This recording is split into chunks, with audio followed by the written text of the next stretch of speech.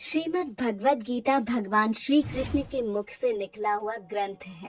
भगवद गीता का जन्म उस विकट समय में हुआ था जब धर्म युद्ध के बीच खड़े अर्जुन मोह के बंधन में उलझ गए थे। भगवान श्री कृष्ण जानते थे कि द्वापर के बाद कलयुग आरंभ हो जाएगा, जिसमें मनुष्य मोह, माया, लोभ, छल के जाल में उलझकर पथ भ्रष्ट हो जाएगा।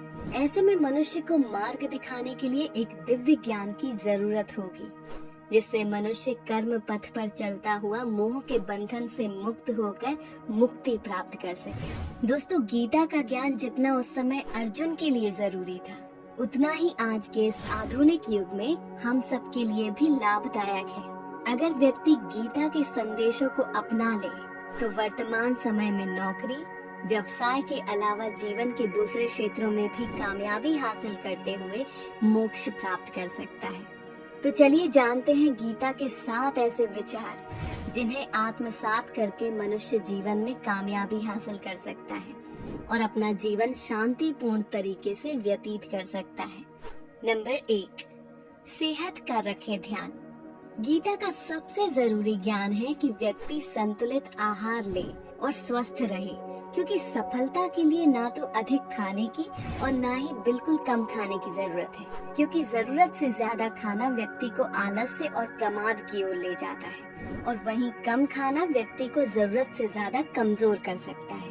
अतः हमें चाहिए कि हम अपनी जरूरत के मुताबिक ही संतुलित आहार लें, क्योंकि व्यक्ति स्वस्थ रहेगा तभी नियमित रूप से साधना, उपासना, स्वाध्याय, सत्संग आदि का लाभ उठा सकता है। कार्य क्षेत्र में भी अच्छी सेहत से सफलता पा सकते हैं। नंबर 2, खान पान को संयमित रखें। जैसा खाए अन्न वैसा बने मन, ये पुरानी कहावत है। ये गीता का भी ज्ञान है।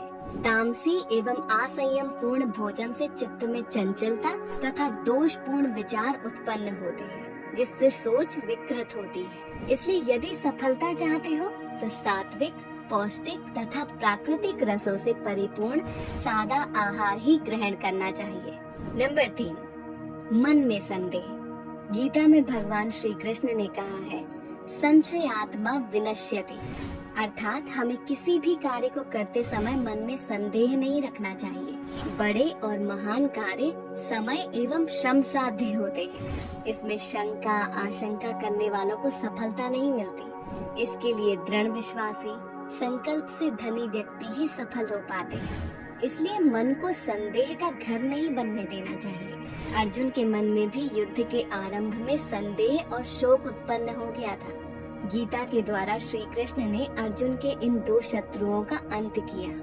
नंबर 4, कर्म फल में आरुचि। सफलता चाहने वाले को कर्म फल में आरुचि होनी चाहिए।